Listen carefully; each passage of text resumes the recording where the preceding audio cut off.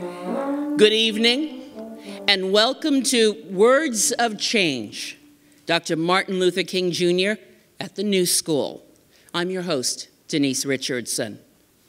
We begin this evening's commemoration with a 61-second moment of silence in honor of our drum major for justice, equality, and acceptance. During this 61-second moment of silence, we ask each of you to consider ways you too can become a drum major for justice, equality, and acceptance.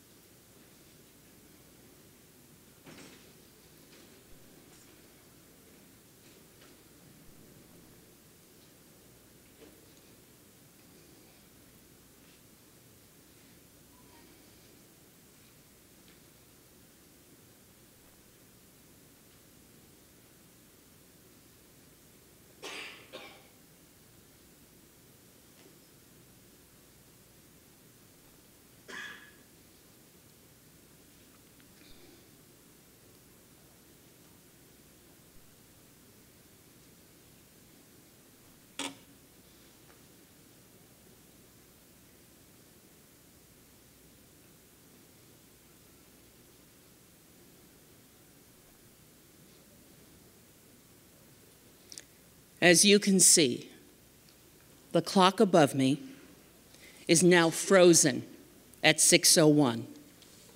It will remain frozen in remembrance of Dr. King for the duration of this evening's program. Today marks a half a century since Dr. Martin Luther King's earthly journey ended tragically.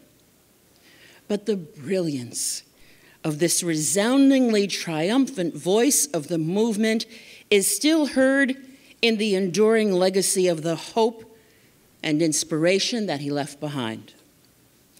Today, the world unites to remember the unrelenting fortitude of Dr. King's extraordinary life and legacy, which remains steadfastly poised at the intersection of faith, violence, politics, and yes, history. No matter how you refer to him, he is the voice that continues to lead the quest to fulfill America's promise. The voice that connects the global struggle for justice, equality, and acceptance. Tonight, we travel back 54 years.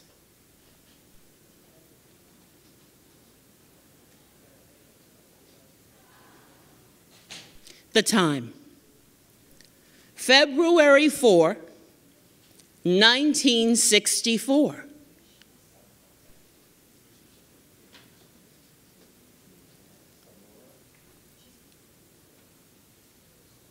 The place, the New School's Auditorium at 66 West 12th Street, New York City.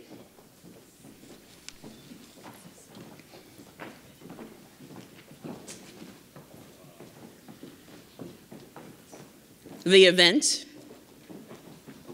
American Race Crisis,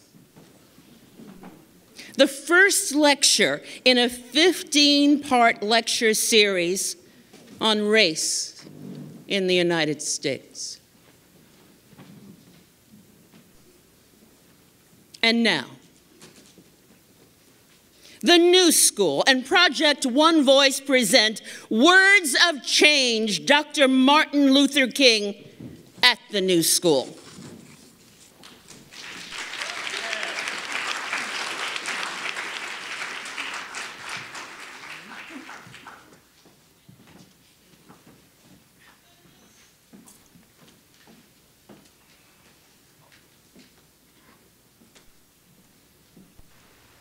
Good evening, ladies and gentlemen. Good evening. Our program is about to begin, so please, we ask you to turn off your cell phones or any electronic devices, because we didn't have those in 1964.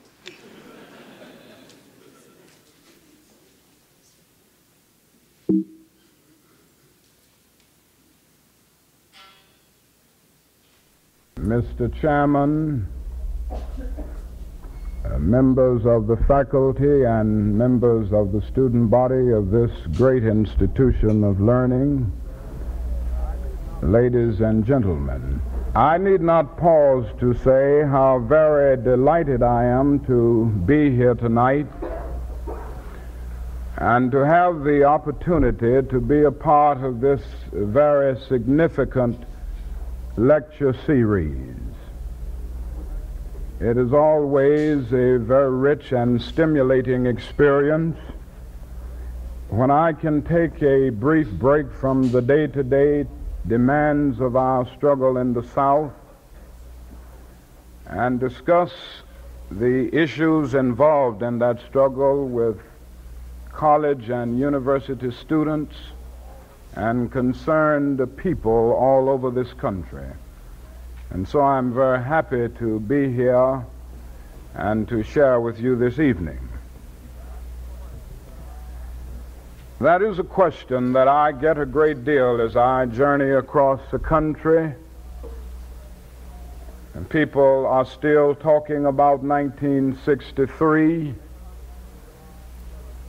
And they constantly raise the question, why did things happen in the civil rights movement as they happened in '63? I have tried to do a little thinking on this, and I would like to share some of my thoughts with you as you deal with this overall problem in this vital course.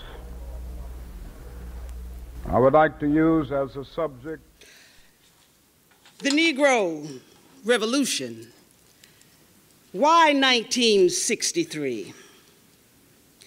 The bitterly cold winter of 1962 lingered throughout the opening months of 1963, touching the land with chill and frost, and then was replaced by a placid spring. America waited a quiet summer. That it would be pleasant, they had no doubt. The worst of it would be the nightmare created by 60 million cars, all apparently trying to reach the same destination at the same time.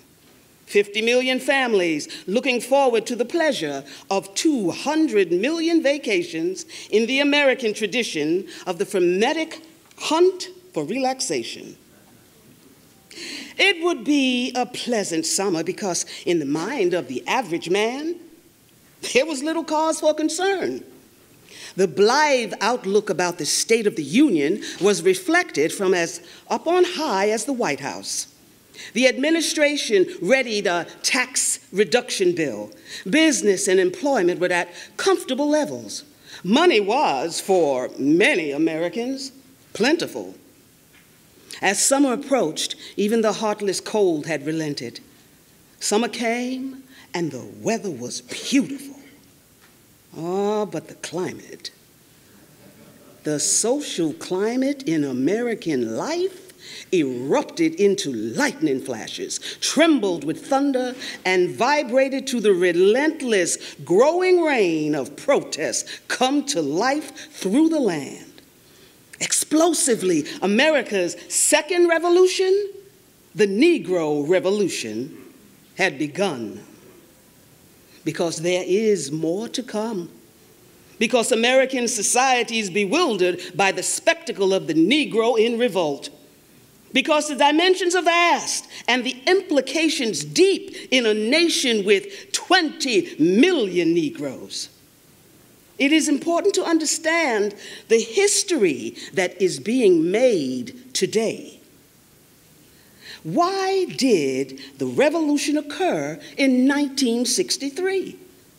Negroes had for decades endured evil. In the words of the poet, they had long asked, why must the blackness of nighttime collect in our mouths? Why must we always taste grief in our blood? Any time would seem to have been the right time. Why 1963? The Negro had been deeply disappointed over the slow pace of school desegregation. He knew that in 1954, the highest court in the land had handed down a decree calling for desegregation of schools with all deliberate speed. He knew that this edict from the Supreme Court had been heeded with all deliberate delay. At the beginning of 1963, 9 years after this historic decision, approximately 9% of Southern Negro students were attending integrated schools. Now, if this pace were maintained, it would be the year 2054 before integration in the Southern schools would be a reality. In its wording, the Supreme Court decision had revealed an awareness that attempts would be made to evade its intent. The phrase, all deliberate speed, did not mean that another century should be allowed to unfold before we released Negro children from the narrow pigeonhole of the segregated schools. It meant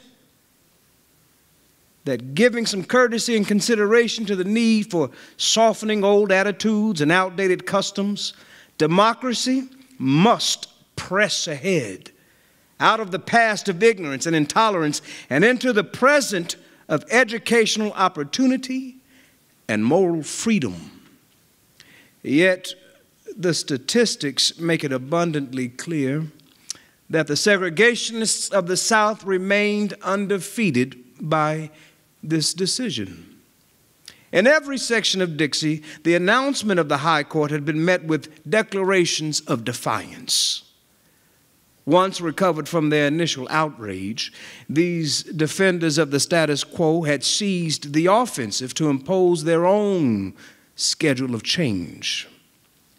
The progress that was supposed to have been achieved with deliberate speed had created change for less than 2% of Negro children in most areas of the South, and not even 0.1% in some parts of the deepest South. In order then to understand the deep disillusion of the Negro in 1963, one must examine his contrasting emotions at the time of the decision and during the 9 years that followed.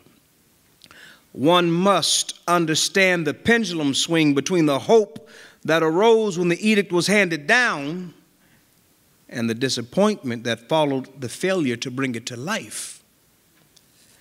A second reason for the outburst in 1963 was rooted in the failure of both political parties to live up to their campaign promises. From the city of Los Angeles in 1960, the Democratic Party had written an historic and sweeping civil rights pronouncement into its platform. From Chicago, the Republican Party had been generous in its convention vows on civil rights, although its candidate had made no great effort in his campaign to convince a nation that he would redeem his party's promises. Then 1961 and 62 arrived, with both parties marking time in the cause of justice. In the Congress, reactionary Republicans were still doing business with the Dixiecrats. And the feeling was growing among Negroes that the administration had oversimplified and underestimated the civil rights issue. While Negroes were being appointed to some significant jobs and social hospitality was being extended at the White House to Negro leaders, the tattered dreams of the masses remained in rags. The Negro felt that he recognized the same old bone that had been tossed to him in the past, only now it was being handed to him on a platter with courtesy. The administration had fashioned its primary approach to discrimination in the South around a series of lawsuits, chiefly designed to protect the right to vote. Opposition toward action on other fronts had begun to harden. With each new protest, we were advised, sometimes privately and sometimes in public, to call off our efforts and channel all energies into registering voters. On each occasion, we would agree with the importance of voting rights, but patiently seek to explain that Negroes did not want to neglect all other rights while one was selected for concentrated attention. It was necessary to conclude that our argument was not persuading the administration any more than its logic was prevailing with us. Negroes had manifested their faith by giving a substantial majority of their votes for President Kennedy. They had expected more of him than of the previous administration. Now, in no sense had President Kennedy betrayed his promises, yet his administration appeared to believe it was doing as much as was politically possible and had, by its positive deeds, earned enough credit to coast on civil rights. Politically, perhaps this was not a surprising conclusion. How many people understood during the first 2 years of the Kennedy administration that the Negroes now was becoming as militant as the segregationists never? Eventually, the president would set aside political considerations and rise to the level of his own unswerving moral commitment, but this was still in the future. No discussion of the influences that bore on the thinking of the Negro in 1963 would be complete without some attention to the relationship of this revolution to international events. Throughout the upheavals of Cold War politics, Negroes had seen their government go to the brink of nuclear conflict more than once. The justification for risking the annihilation of the human race was always expressed in terms of America's willingness to go to any lengths to preserve freedom. To the Negro, that readiness for heroic measures in defense of liberty disappeared or became tragically weak when the threat was within our own borders and was concerned with the Negro's liberty. While the Negro is not so selfish as to stand isolated in concern for his own dilemma, ignoring the ebb and flow of events around the world, there is a certain bitter irony in the picture of his country championing freedom in foreign lands and failing to ensure that freedom to 20 million of its own. From beyond the borders of his own land, the Negro had been inspired by another powerful force. He had watched the decolonization and liberation of nations in Africa and Asia since World War II.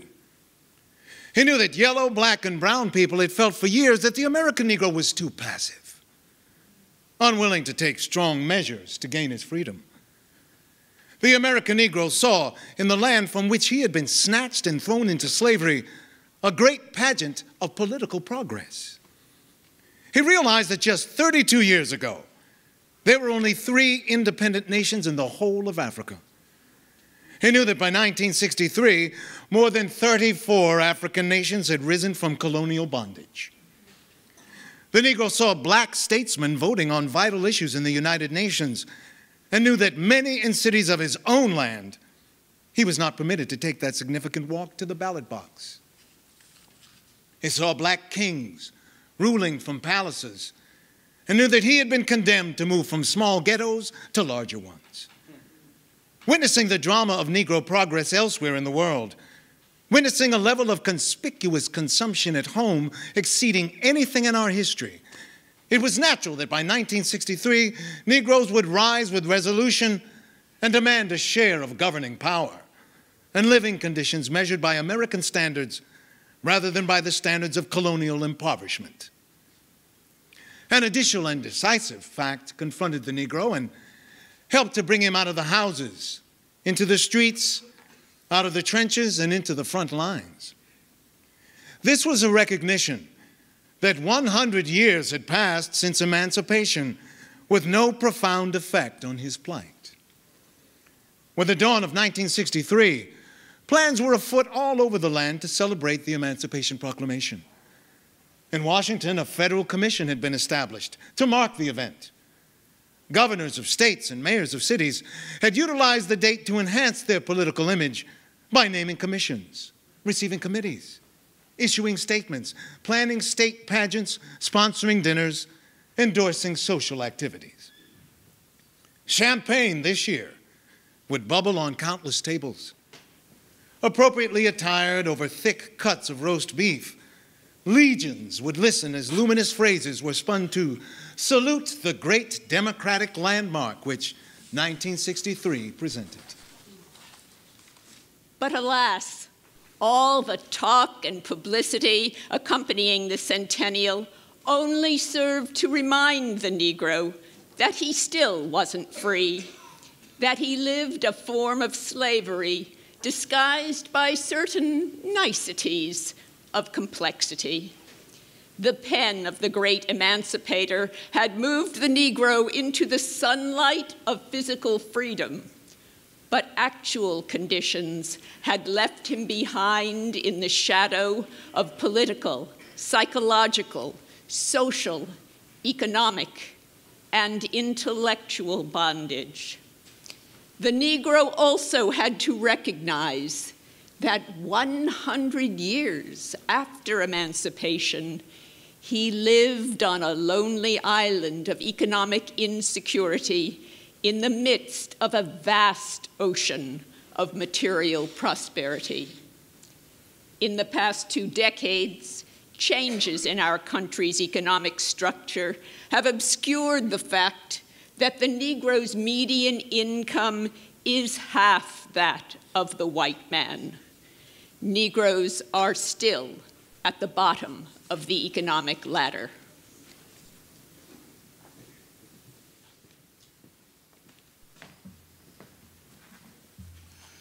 Negroes live within 2 concentric circles of segregation.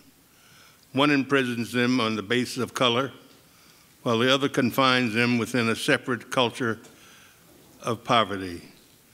The average Negro is born into want and deprivation. His struggle is hindered by color discrimination.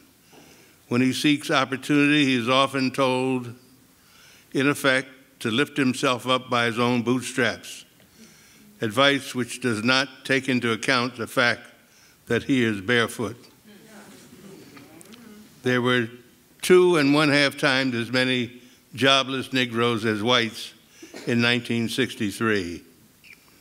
Many white Americans of goodwill have never connected bigotry with economic exploitation. They have deplored prejudice but tolerated or ignored economic injustice. But the Negro knows that these 2 evils have a malignant kinship.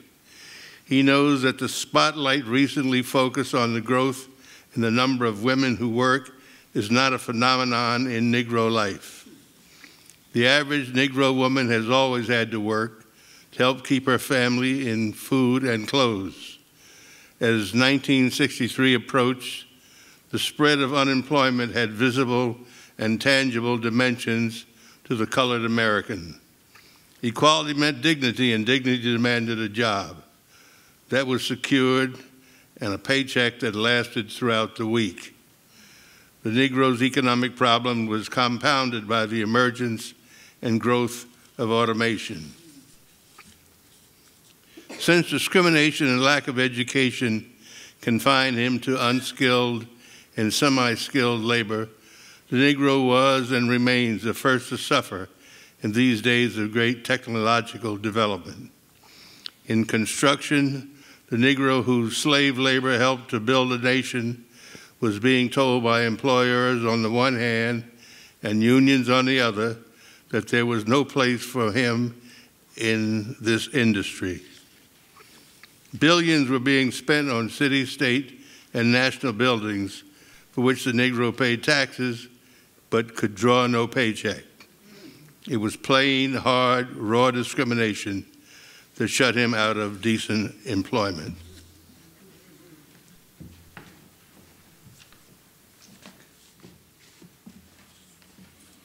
In 1963, the Negro, who had realized for many years that he was not truly free, awoke from a stupor of inaction with the cold dash of realization that 1963 meant 100 years after Lincoln gave his autograph to the cause of freedom. Simple logic made it painfully clear that if this centennial were to be meaningful, it must be observed not as a celebration, but rather a commemoration of the one moment in the country's history when a bold, brave start had been made and a rededication to the obvious fact that urgent business was at hand. The resumption of that noble journey toward the goals reflected in the Constitution, the Bill of Rights, and the 13th, 14th, and 15th Amendments. Yet, not all these forces conjoined could have brought about the massive and largely bloodless revolution of 1963 if there had not been at hand a philosophy and a method worthy of its goals. Nonviolent direct action did not originate in America, but it found its natural home in this land, where refusal to cooperate with injustice was an ancient and honorable tradition, and where Christian forgiveness was written into the minds and hearts of men.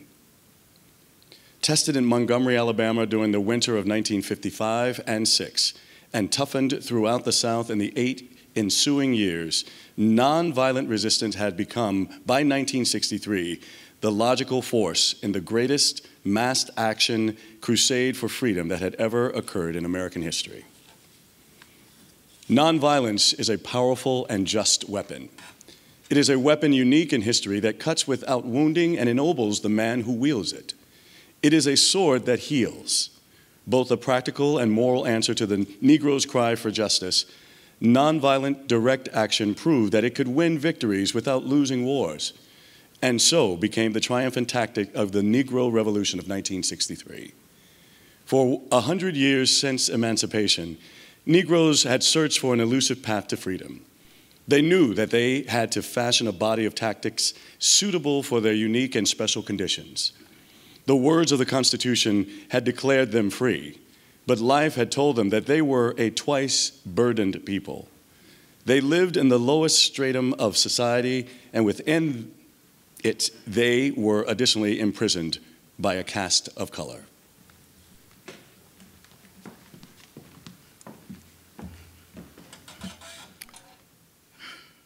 For decades, the long and winding trails led to dead ends. Booker T. Washington, in the dark days that followed Reconstruction, advised them to let down their buckets where you are. Be content, he said in effect, with doing well with what the times permit you to do at all. However, the path they soon felt had too little freedom in its present and too little promise in its future.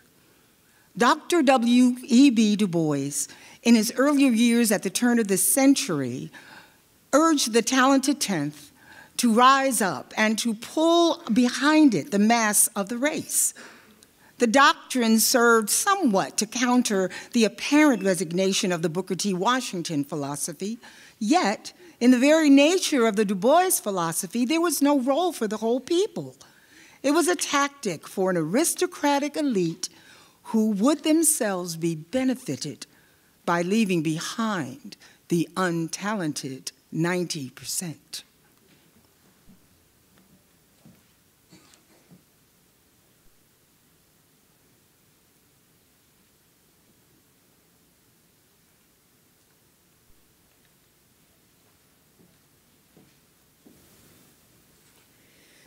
The doctrine they preached was a non-violent doctrine. It was not a doctrine which made their followers yearn for revenge, but which called upon them to champion change. It was not a doctrine which asked an eye for an eye, but one which summoned men to seek to open the eyes of blind prejudice.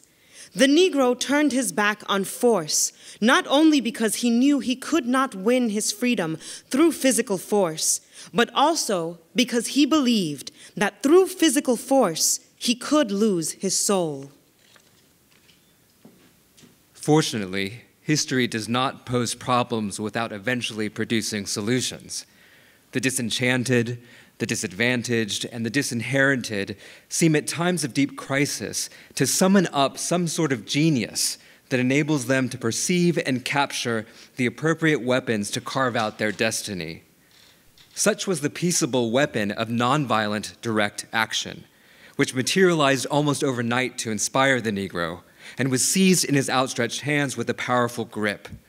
Nonviolent action, the Negro saw, was the way to supplement, not replace, the process of change through legal recourse.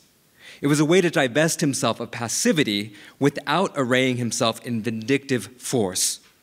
Acting in concert with fellow Negroes to assert himself as a citizen, he would embark on a militant program to demand the rights which were his in the streets, on the buses, in the stores, parks, and other public facilities.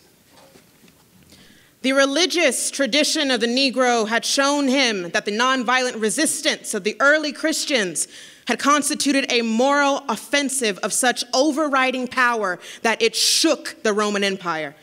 American history had taught him that the nonviolence in the forms of boycotts and such incidences as the Boston Tea Party had confounded the British monarchy and laid the basis for freeing the colonies from unjust dominations.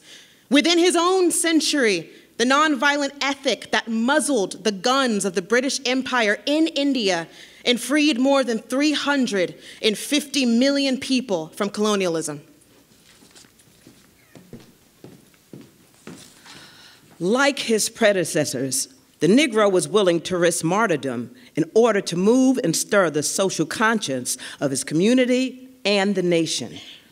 Instead of submitting to organized cruelty in thousands of dark jail cells and on countless shadowed street corners, he would force his oppressor to commit his brutality openly, in the light of day, with the rest of the world looking on. Acceptance of nonviolent direct action was a proof of a certain sophistication on the part of the Negro masses, for it showed that they dared to break the old, ingrained concepts of our society. The eye for an eye philosophy, the impulse to defend oneself when attacked, has always been held as the highest measure of American manhood. We are a nation that worships the frontier tradition, and our heroes are those who champion justice through violent retaliation against injustice. It is not simple to adopt a credo that moral force has as much strength and virtue as the capacity to return a physical blow, or that to refrain from hitting back requires more will and bravery than the automatic reflexes of defense. The argument that nonviolence is a coward's refuge lost its force as its heroic and often perilous acts uttered their wordless but convincing rebuttal in Montgomery, in the sit-ins, on the freedom rides, and finally in Birmingham. There is a powerful motivation when a suppressed people enlist in an army that marches under the banners of nonviolence. A nonviolent army has a magnificent universal quality. To join an army that trains its adherents in the methods of violence, you must be of a certain age. But in Birmingham, some of the most valued foot soldiers were youngsters, ranging from elementary to teenage, high school, and college students. For acceptance in the armies that maim and kill, one must be physically sound, possessed of straight limbs, and accurate vision. But in Birmingham, the lame and the halt and the crippled could and did join up. Al Hibbler, the sightless singer, would never have been accepted in the United States Army or that of any nation, but he held a commanding position in our ranks. In armies of violence, there is a caste of rank. In Birmingham, outside of the few generals and lieutenants who necessarily directed and coordinated operations, the regiments of the demonstrator marched in democratic phalanx. Doctors marched with window cleaners. Lawyers demonstrated. PhDs and no-Ds were treated with perfect equality by the registrars of the nonviolent movement. It is an axiom of social change that no revolution can take place without a methodology suited to the circumstances of the period. During the 50s, many voices offered substitutes for the tactic of legal recourse. Some called for a colossal bloodbath to cleanse the nation's ills. To support their advocacy of violence and its incitement, they pointed to an historical tradition reaching back from the American Civil War to Spartacus in Rome. But the Negro in the South in 1955, assessing the power of the forces arrayed against him, could not perceive the slightest prospect of victory of this approach. He was unarmed, unorganized, untrained, and morally unprepared for the deliberate spilling of blood.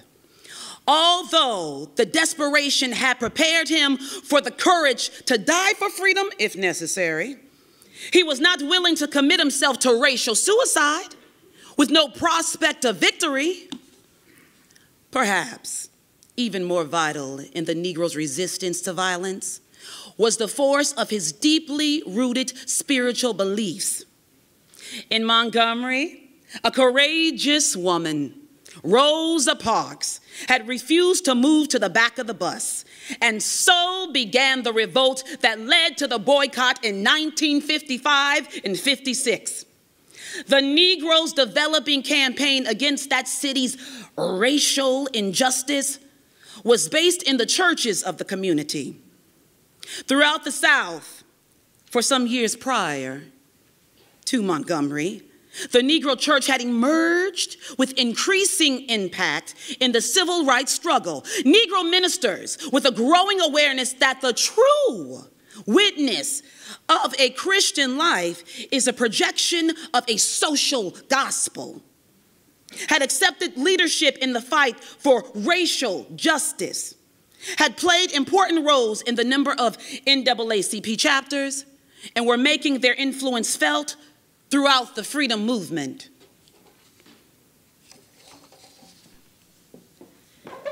As the broadcasting profession will confirm, no shows are so successful as those which allow for audience participation. In order to be somebody, people must feel that they are a part of something. In the nonviolent army, there is room for everyone who wants to join up. There is no color distinction. There is no examination, no pledge, except that, as a soldier in the armies of violence is expected to inspect his carbine and keep it clean, nonviolent soldiers are called upon to examine their greatest weapons, their heart, their conscience, their courage, and sense of justice. Nonviolence had tremendous psychological importance to the Negro. He had to win and to vindicate his dignity in order to merit and enjoy his self-esteem. He had to let white men know that the picture of him as a clown, irresponsible, resigned, and believing in his own inferiority was a stereotype that no longer held validity. This method was grasped by the Negro masses because it embodied the dignity of struggle, of moral conviction, and self-sacrifice. The Negro was able to face his adversary, to concede to him a physical advantage, and to defeat him, because the superior force of the oppressor had become powerless. To measure what this meant to the Negro may not be easy, but I am convinced that the courage and discipline with which Negro thousands accepted nonviolence healed the internal wounds of Negro millions who did not themselves march in the streets or sit in the jails of the South. One need not participate directly in order to be involved. For the Negro all over this nation to identify with the movement, to have pride in those who were the principals, and to give moral, financial, or spiritual support was to restore to him some of the pride and honor which had been stripped from him over the centuries. Now, I would not want to exaggerate the achievements of the nonviolent movement. Certainly, there have been those difficult moments, and there have been temporary setbacks at times in the nonviolent movement. And there have been those moments that the support could not be mobilized for the "fill the jail" cry that often went out in the nonviolent movement. But even so, it has moved along in a significant and powerful way. When we speak of filling the jails, we are talking of a tactic to be flexibly applied. No responsible person would promise to fill all jails everywhere and at any time. Leaders indulge in bombast if they do not take all circumstances into account before calling upon their people to make a maximum sacrifice. Filling jails, as we have often sought to do, to dramatize the issue and place it before the conscience in Southern communities, means that thousands of people must leave their jobs, perhaps lose them, put off responsibilities, undergo harrowing psychological experiences for which law-abiding people are not routinely prepared. The miracle of nonviolence lies in the degree to which people will sacrifice under its inspiration when the call is based on judgment. Negroes are human, not superhuman. Like all people, they have differing personalities, diverse financial interests, and varied aspirations. There are Negroes who will never fight for freedom. There are Negroes who seek profit for themselves alone from the struggle. There are even Negroes who will go over to the other side. These facts should distress no one. Every minority and every people has its share of opportunists, traitors, freeloaders, and escapists. The hammer blows of discrimination, poverty, and segregation must warp or corrupt some. No one can pretend that because a people may be oppressed, every individual member is virtuous and worthy. The real issue is whether in the great mass, the dominant characteristics are decency, honor, and courage. In 1963, once again, life was proof that Negroes had their heroes, their masses of decent people, along with lost souls. The doubts that millions had felt as to the efficacy of the nonviolent way were dissolved, and the Negro saw that by proving the sweeping and majestic power of nonviolence to bring about the beloved community, it might be possible for him to set an example to a whole world caught up in conflict. In the entire country, there was no place to compare with Birmingham, Alabama.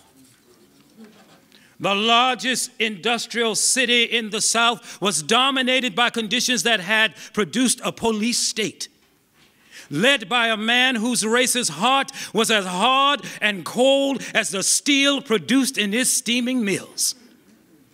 In the 30s, the name of Birmingham had become a symbol of bloodshed when the trade union sought to organize. It was a community in which human rights had been trampled so long that fear and oppression were as thick as its atmosphere as the smog from its factories. Its financial interests were interlocked with a power structure that spread throughout the South and radiated into the North. The challenge to nonviolent direct action could have been staged in no more appropriate arena. In the summer of 1963, an army brandishing only the healing sword of nonviolence humbled the most powerful, the most experienced, and the most implacable segregationist in the country. Birmingham was to emerge with a delicately poised peace. But without awaiting its implementation, the Negro seized the weapon which had won that dangerous peace and swept across the land with it, north and south.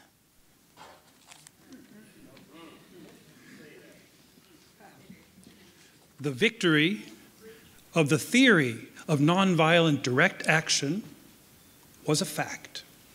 Faith in this method had come to maturity in Birmingham. As a result, the whole spectrum of the civil rights struggle would undergo basic change. Nonviolence had passed the test of its steel in the fires of turmoil. The united power of Southern segregation was the hammer. Birmingham was the anvil.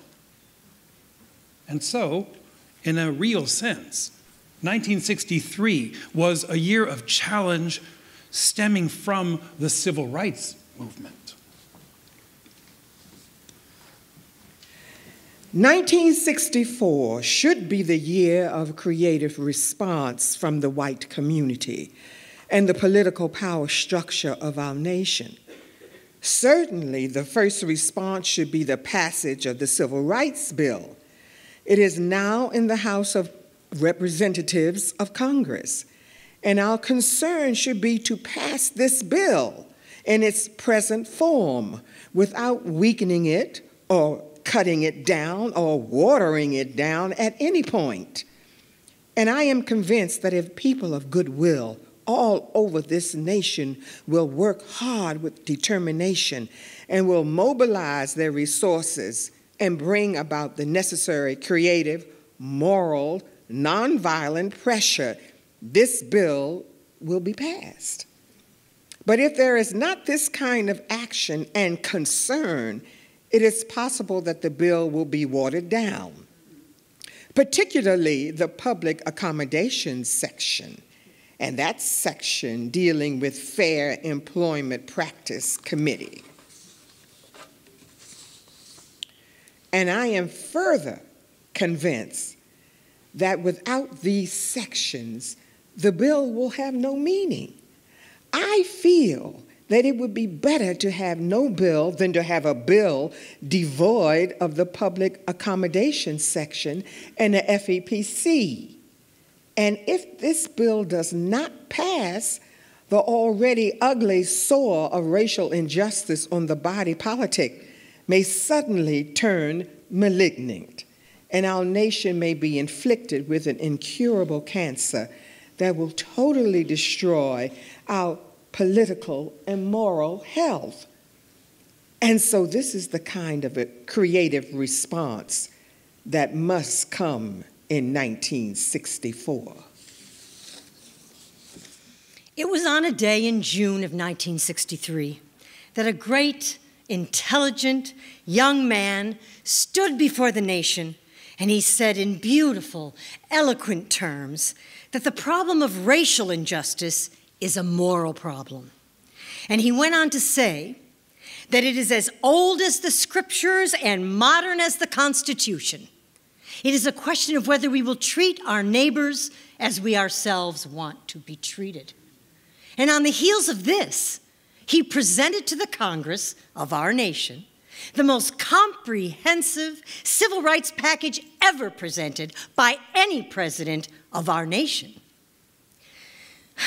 Since that time, this great man has been cut down by an assassin's bullet, and our nation has known a dark night. But I'm convinced that the greatest tribute that America can pay to the late President Kennedy is to bring this civil rights bill into reality in its present form without watering it down, and after the bill is passed, to see that it is vigorously enforced. The other response must be the response of all individuals of goodwill, which will cause them to work with determination in 1964 to see that all of the barriers of segregation and discrimination are removed from our nation. We must see that this is not only a sectional problem, but it is a national problem. No section of our country can boast of clean hands in the area of brotherhood. It is one thing for a white person of goodwill in the North to rise up with righteous indignation when a bus is burned with Freedom Riders in Anniston, Alabama, or when a church is bombed in Birmingham, killing 4 innocent, beautiful, unoffending girls. But it is also necessary for the white person of goodwill in the North to rise up with as much righteous indignation when a Negro cannot live in his own neighborhood, or when a Negro cannot get a job in his own firm, when a Negro cannot join his professional society, his fraternity, or her sorority. In short, if this problem is to be solved, there must be a sort of divine discontent and a determination on the part of people of goodwill to work passionately and unrelentingly to see that dignity and worth of the human personality will be respected. I have often mentioned the fact that if this problem is to be solved, somebody will have to get upset enough to work with determination to see that it is solved. In every academic discipline, there are certain technical words that soon become cliche and stereotypes. And I need not mention to you that every academic discipline has its technical vocabulary. And certainly modern psychology has a word that is used probably more than any other word in psychology. It is the word maladjusted. Now, this word is the ringing cry of modern child psychology. And certainly we all want to live the well-adjusted life in order to avoid neurotic and schizophrenic personalities. But I must say to you as I move to my conclusion that there are certain things within our social order to which I'm proud to be maladjusted, and to which I hope all men of goodwill will be maladjusted until the good society is realized. I must honestly say that I never intend to adjust myself to segregation and discrimination. I never intend to become adjusted to religious bigotry. I never intend to adjust myself to the madness of militarism and the self-defeating effects of physical violence. For in a day when Sputniks and explorers are dashing through outer space and guided ballistic missiles are carrying highways of certain death through the stratosphere, no nation can win a war. And in the alternative to disarmament, the alternative to suspension of nuclear tests, the alternative to strengthening the United Nations and thereby disarming the whole world may well be a civilization plunged into the abyss of annihilation. And this is why I welcome the recent test ban treaty.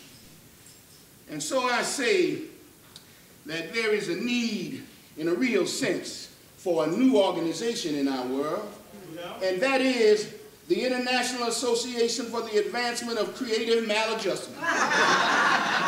Men and women who will be maladjusted as the prophet Amos, who in the midst of the injustices of his day could cry out in the words that echo across the centuries, "Let justice roll down like waters and righteousness like a mighty stream." As maladjusted as Abraham Lincoln, who had the vision to see that this nation could not survive half slave and half free. As maladjusted as Thomas Jefferson, who in the midst of an age amazingly adjusted to slavery, could scratch across the pages of history words lifted to cosmic proportions. We hold these truths to be self-evident, that all men are created equal, and that they are endowed by their Creator with certain inalienable rights, and that among these are life, liberty, and the pursuit of happiness. Now, with such maladjustment, we will be able to emerge from the bleak and desolate midnight of man's inhumanity to man into the bright and glittering daybreak of freedom and justice. With this kind of work and with this faith, 1964 can be a great year of achievement. With this faith, we will be able to adjourn the councils of despair and bring new light into the dark chambers of pessimism. With this faith, we will be able to transform the jangling discords of our nation into a beautiful symphony of brotherhood. This will be the day when America becomes a great nation. It will be then truly the land of the free and the home of the brave.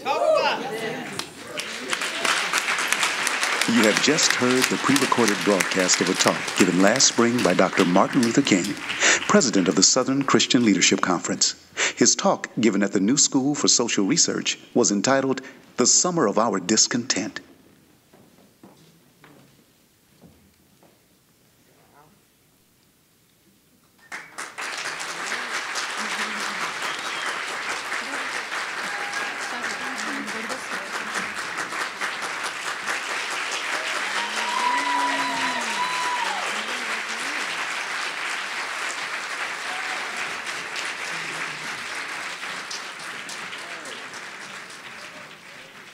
Good evening.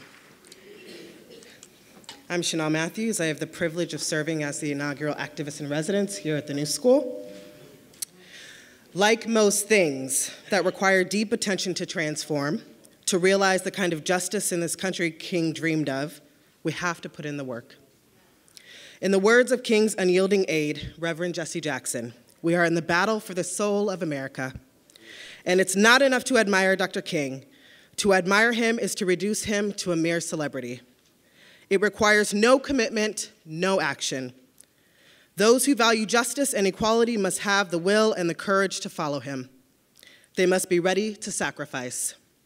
So in the spirit of the Black radical tradition, this is a call to action of 50 ways to lead with love on the 50th anniversary of the assassination of one of the most visionary people to ever live and lead.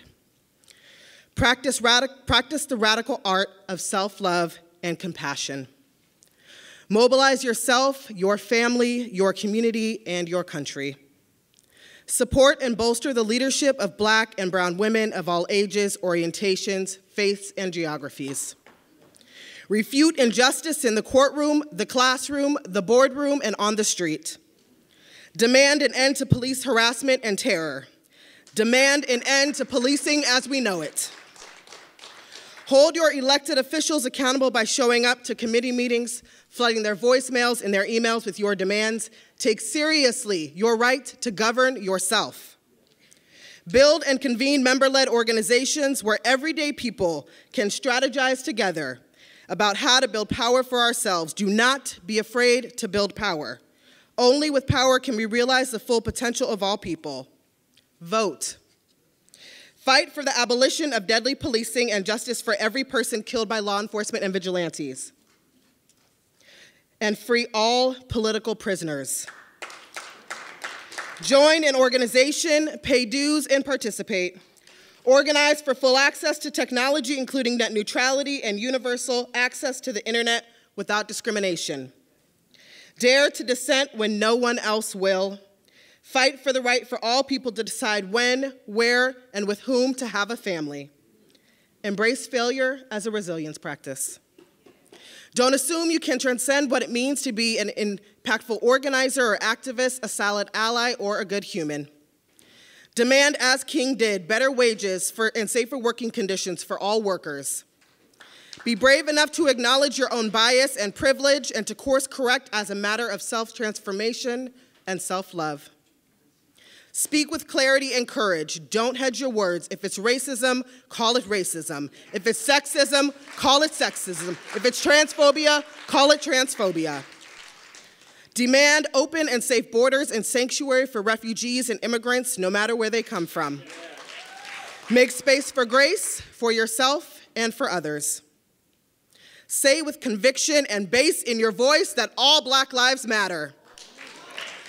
Acknowledge the need for safe, medically accurate, and comprehensive sex education in the classroom. Demand an end to the use of fossil fuels. Work to end the privatization of education and petition for real community controls by parents and students and community members. Recognize the humanity and care for the transient and the homeless. Organize for safe and affordable housing for all people. Have courageous conversations with the people close to you whose values are not congruent with safety and inclusivity for all people. Do that one today. Commit to a culture of rigor and discipline in the fight for human and civil rights. Defend and avenge the right to dignity and life for all transgender people. Believe people when they say, "Me too." Welcome people of faith traditions to worship wherever and whenever they please, free of fear and religious profiling. Fight for a living wage, a universal basic income, paid sick and family leave, and parental leave for birth, foster, adoptive guardians, and parents. C, acknowledge and mandate that care work is real work, and a caring economy is one to which we all belong. Place people above corporations today and every day. Care for the environment and settle for no less than clean drinking water, pollution-free air, and safe and healthy, affordable food. Support all people giving birth in this country to do so under healthy and autonomous conditions, without coercion, and with the birth worker of their choice. Protect your time and energy by caring for yourself. Demand our legislators reinterpret the Second Amendment and implement gun control so our babies come home when we send them to school. Organize for direct democratic community control of local, state, and federal law enforcement. Safety and security in this country can no longer be left to the state.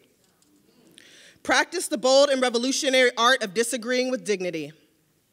Organize to protect our right to vote free of intimidation, repression, and meddling. Demand a true democracy for us all. As Dr. King loved to do, laugh. Laugh loudly, to tears, and do it often. Practice honest and genuine listening. Listen to the people around you, hear what they have to say, and heed it.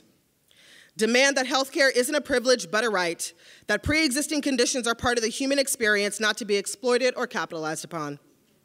Accept nothing less than 100% transparency from your legislators and your government. If they can't give you that, they do not deserve to lead. Mandate that dying with dignity and having access to affordable burial service is for every person. In the name of Khalif Browder and every other person whose lives have been ruined by extortion and imprisonment, demand an end to money bail, mandatory fines, fees, court surcharges, defendant-funded court proceedings. Practice patience, kindness, and forgiveness. Do this every day and with intention. Participate in radical acts of kindness, the kinds that take people by surprise. Change the material conditions for the people who need it most, that prioritize equality over ego. And finally, build a beloved community and nurture them.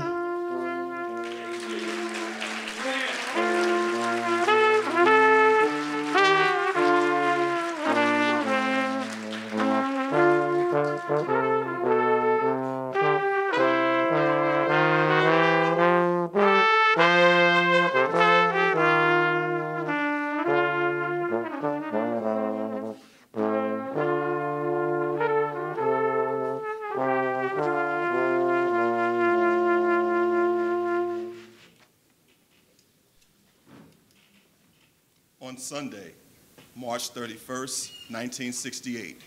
The last Sunday before the beginning of Holy Week, Dr. Martin Luther King Jr. offered a Lenten sermon at Washington's National Cathedral. The subject of the speech was remaining awake through a great revolution. In this sermon, Dr. King summoned his followers to the important work of the gospel. We are tied together in the single garment of destiny, caught in an inescapable network of mutuality. And whatever affects one directly affects all indirectly. For some strange reason, I can never be what I ought to be until you are what you ought to be. And you can never be what you ought to be until I am what I ought to be. This is the way God's universe is made. This is the way it is structured. Ladies and gentlemen, Michelle Matera, Director of the Bachelor's Program.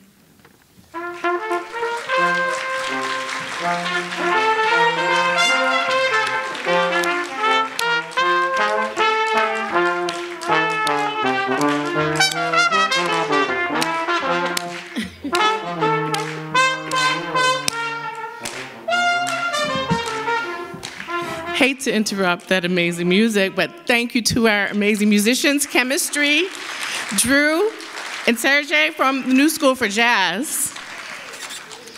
And I just have to say thank you all so much for coming. This was a real labor of love for myself. Sarette Scott, our director, who I'm going to try and get out here. Yes, try and get her out here.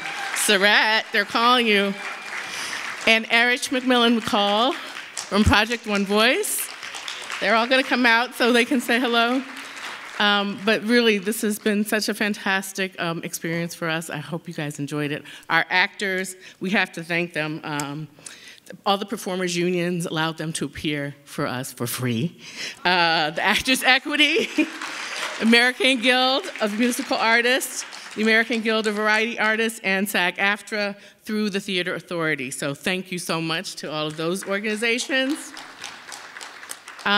We had a bunch of co-sponsors from all across the university. Our senior VP of social justice, Professor Maya Wiley, was here earlier, but she had to run. She sends her regards, and she was a great supporter, as well as Mary Watson, our executive dean of the Schools of Public Engagement. And we couldn't have done this without our team around us, creatively speaking, everybody in the room, hey, well out. As well as our events team, particularly Chelsea Parrish and Pam Tillis, both of whom we couldn't have done without this. And I just want to say that, you know, to be in a space where Dr. King spoke in 1964, I hope you feel as special as we did putting this together for you, and hope that we brought his spirit back to you here tonight. Just a little bit. And so, Eric. Thank you. Thank you all for joining us on this very, very important day. This week, Project One Voice is commemorating Dr. King and his legacy by partnering with organizations and citizens around the world to present 601. Each day during the week of April 2nd through April 8th, Project One Voice invites concerned citizens around the world to unite for a 61-second moment of silence at 6:01 p.m. to find ways we can all become more informed and engaged in our communities and the world. We hope these ideas will inspire and be translated into feasible action that supports social change. The hashtag for all social media platform posts is hashtag 601. 601 is part of Project One Voice's ongoing commitment to strengthening the networks that unite and defend creative revolutionaries around the world who want to eliminate the root causes of injustice and create lasting social change that inspires and supports a more fair, just, and optimistic world. In these challenging times, art and creativity are needed more than ever to connect and remind us of life's possibilities. It is our hope that from this day forward, 6:01 a.m. and p.m. will become daily reminders of Dr. King. Yes. Daily reminders of Dr. King and the actions we must all take to fulfill America's promise of a more just, equal, and accepting world. Thank you for coming. Go forth in freedom.